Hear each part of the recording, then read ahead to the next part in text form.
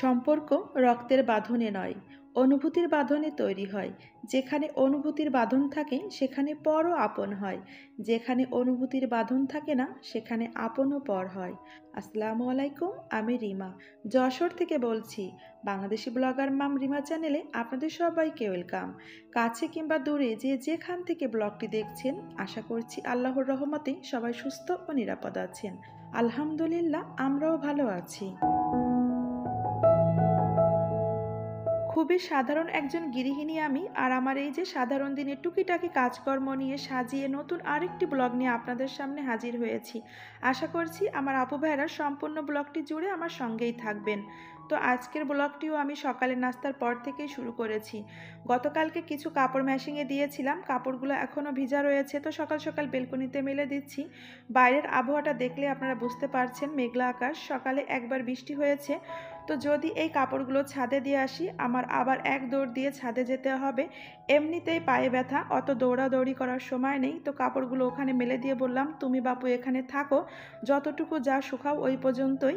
তো কাপড়গুলো মেলে দেওয়ার পরে এখন একটু আমার বেলকনিতে রাখা মেয়ে ফুল গাছটা একটু আপনাদের সাথে শেয়ার করছি। একটা গাছের গোড়া থেকে 6টা চারা বেরিয়েছে।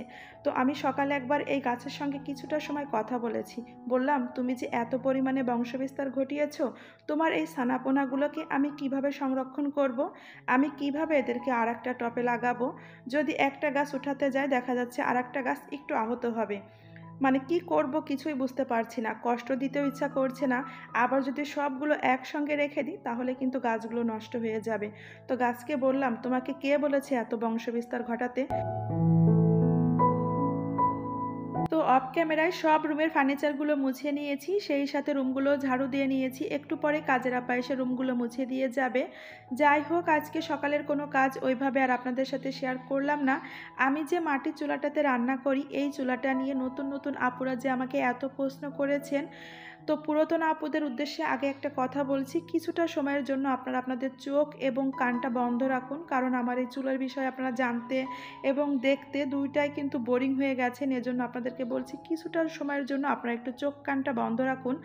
তো অনেক নতুন নতুন আপুরাই কিন্তু আমার পরিবারে এসেছেন, আর সে সকল আপুদের যে কত ধরনের কৌতূহল রয়েছে আমার এই চুলাটা নিয়ে। তো যাই হোক, আমি সবার প্রশ্নের উত্তর একসাথে দিয়ে দেওয়ার চেষ্টা করছি, আপুরা দেখে থাকলে জানতে পারবেন। আর এক দুইজন না, অন্তত 7 থেকে 8 জন আপুই আমাকে প্রশ্ন করেছিলেন, এজন্য আমি সবার নামটা বলতে পারলাম না। আসলে সবার নাম বলতে গেলে দেখা যাচ্ছে আমার ভিডিওটা শেষ হয়ে যাবে। তো যাই হোক, এই যে আমি সুইচ অন করে দিয়েছি। প্রথমে একটা সুইচ অন করেছিলাম, একটা কয়েল জ্বলেছিল।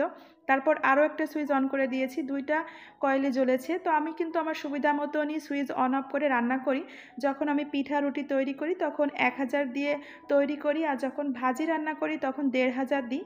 আর যখন ঝোল জাতীয় যে তরকারিগুলো রান্না করি তখন কিন্তু আমি 2টা সুইচই দিয়ে দিই। তো 14টা বছর হলো আমি এই হিটারে রান্না করছি, মানে আমার সংসার জীবনের শুরু থেকে। যখন বিদ্যুৎ থাকে না এবং বাড়িতে মেহমান বেশি থাকে তখনই আমি গ্যাসের চুলাটা অন করি। আপনারা তো আমার ভিডিওতে দেখতে পাচ্ছেন, কম বেশি কিন্তু আমি হিটারে রান্নাটা আপনাদের সাথে শেয়ার করে থাকি। তো এই হিটারের আরেকটা প্লাস পয়েন্ট হচ্ছে আপনি সব ধরনের হাঁড়ি পাতিল এতে ব্যবহার করতে পারবেন, নন স্টিক থেকে শুরু করে মানে যত ধরনের হাঁড়ি পাতিল আছে সব ধরনের হাঁড়ি পাতিলে কিন্তু রান্না করা যায়। আমার একটা ইন্ডাকশন চুলা ছিল, 2 মাস আমি তাতে রান্না করেছিলাম। আমার রান্না করতেও তাতে ভালো লাগতো না, আর ওই রান্নাটা খেতেও ভালো লাগতো না। আর এই চুলার রান্নাটা মনে হয় কি যে আমি মাটির মানে কাঠের চুলায় রান্না করেছি, সেরকম একটা স্বাদ লাগে। আবার একটা আপু আমাকে প্রশ্ন করেছিলেন, আপু বিদ্যুৎ বিল কেমন আসে? আপু ওইভাবে তো আর মানে আমি অ্যাকুরেট আপনাকে বলতে পারছি না, তবে একটা সিলিন্ডার কিন্তু 1400 থেকে কখনো 1600 হয়, আবার 1700 হয়। তো এইটার অর্ধেক ধরেন আমার বিদ্যুৎ বিল আসে। তো প্রতি মাসে যদি আমার এরকম বিদ্যুৎ বিল দেওয়া লাগে তাহলে কিন্তু আমার মতন মধ্যবিত্ত পরিবারের জন্য অনেকটাই সাশ্রয়ী হয়। আর আমার না বছরে মাত্র 2টা সিলিন্ডার লাগে। এবার আপনারা একটু চিন্তা করে দেখুন আমার কতটাই মানে গ্যাস কম লাগে। তো যাই হোক, আমার এই পুরো রান্নাঘরটা হচ্ছে একটা মিটারে, এজন্য না বিদ্যুৎ বিলটা একটু কম আসে। তো অনেক বকবক করলাম আমার হিটার নিয়ে, আপুদের সবার প্রশ্নের উত্তরও দিয়ে দিয়েছি। তো আমার আপুরা যদি আমার আজকের ভিডিওটি দেখে থাকেন তাহলে সব প্রশ্নের উত্তর পেয়ে যাবেন। তো শুক্রবারের দিন আপনাদের ভাইয়া মুগ ডাউল নিয়ে এসেছিল, আর সব ডাউল আমি ভেজে নিলাম। আর আজকে কিছু ডাউল রান্না করব, তো তার জন্য পানিতে ভিজিয়ে রাখলাম। ডাউল রান্নার আগে যে কোনো ডাউল যদি আধা ঘন্টা পানিতে ভিজিয়ে রাখা যায় তাহলে না খুব দ্রুতই সিদ্ধ হয়ে যায়। তো সকালে একবার আপনাদের ভাইয়া বাড়িতে এসেছিল, মানে দোকানে যাওয়ার পরে আবার বাড়িতে এসেছিল আর আসার সময় কিছু আম নিয়ে এসেছিল।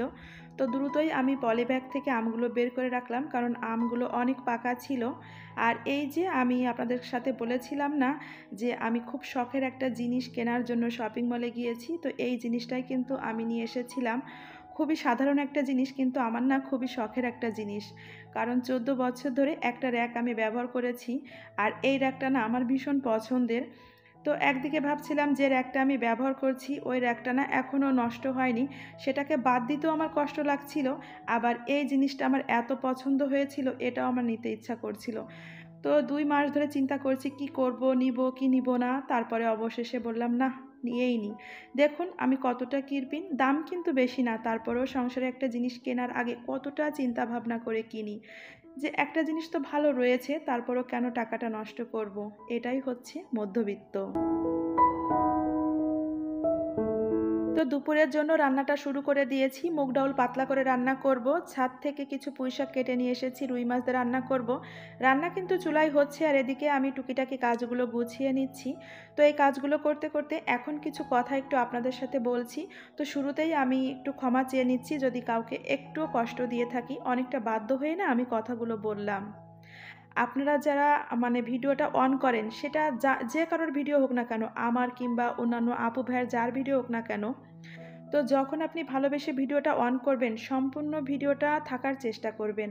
আপনি আসবেন 20 সেকেন্ড, 30 সেকেন্ড, 1 মিনিট থেকে বেরিয়ে যাবেন। এটা করে না আপনার চ্যানেলেরও ক্ষতি হয়, আর সেই সাথে আপনি যার চ্যানেলে যাচ্ছেন তার চ্যানেলেরও ক্ষতি হয়। তো জেনে শুনে কেন এমন ক্ষতি করেন? মানে কি বলবো, গত ভিডিওতে না একটা কমেন্টস পেয়েছিলাম 30 সেকেন্ডের ভিতরেই।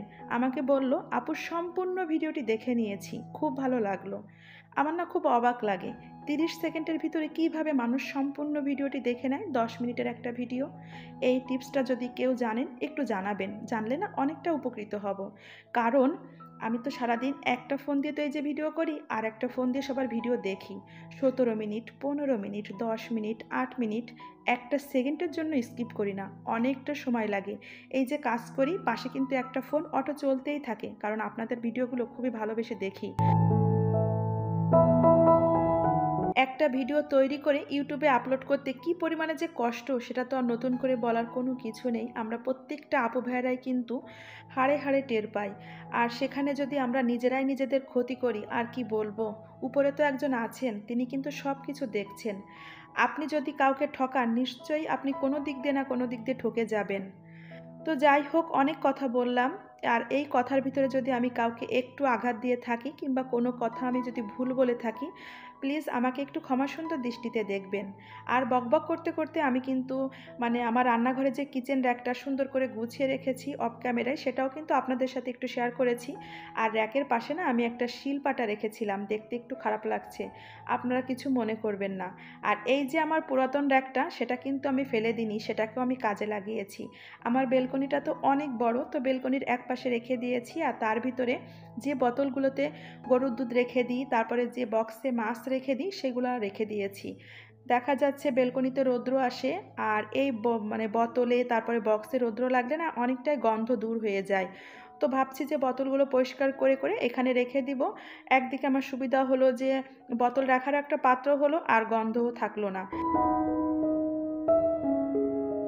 তো দুপুরের পর থেকে আর ক্যামেরাটা অন করা হয়নি। এখন সন্ধ্যার পর আবার ক্যামেরাটা অন করেছি। বাবুকে নিয়ে গিয়েছিলাম কোচিংয়ে, আর এখন এই যে মা ছেলে বাড়িতে যাচ্ছি। তো ভাবলাম যাওয়ার পথে একটু ক্যাপচার করে রাখি। এই যে দেখুন আমাদের রাস্তার কি অবস্থা, জায়গায় জায়গায় পানি জমে রয়েছে আর কাদা। মানে চলাচলে যে কি অবস্থা কি বলবো, কারোর চোখে পড়ে না, যে যার মতন লুটে পুটে খেয়ে নিল দেশটাকে। তো যাই হোক, বাড়িতে আসার সময় কিছু ভাজা পোড়া নিয়ে এসেছিলাম, এখানে 3টা গোলগুল্লা নিয়ে এসেছিলাম, আমরা তো গোলগুল্লা বলি, এটা যে আমার কি পরিমাণে পছন্দ। আর কিছু পেঁয়াজু, বেগুনি, আলুর চপ, ছোলা এগুলো নিয়ে এসেছিলাম। আর এগুলো এনে আম্মুকে দিয়ে বললাম, তুমি একটু তোমার সুন্দর হাত দিয়ে মেখে দাও আর আমি একটু শান্তি করে খেয়ে নিই। আসলে সবার কাছে না সবার মায়ের হাতের যেকোনো জিনিস এত মজা লাগে, মানে এটা যে আম্মু মেখে দিয়েছে তাতেই মনে হলো স্বাদটা দ্বিগুণ হয়ে গেছে। আমার বাবু যেমন আমার হাতের খাবারগুলো পছন্দ করে, আমিও কিন্তু আমার মায়ের হাতের প্রত্যেকটা খাবার, মানে মায়ের হাতের ছোঁয়ার প্রত্যেকটা খাবার খেতে খুবই পছন্দ করি। তো এই যে এখন এটা খেতে, খেতে আপনাদের কাছ থেকে বিদায় নিচ্ছি। ওভারঅল কেমন লেগেছে একটা ছোট্ট কমেন্টসে সবাই জানাবেন। আল্লাহ হাফেজ। আসসালামু আলাইকুম।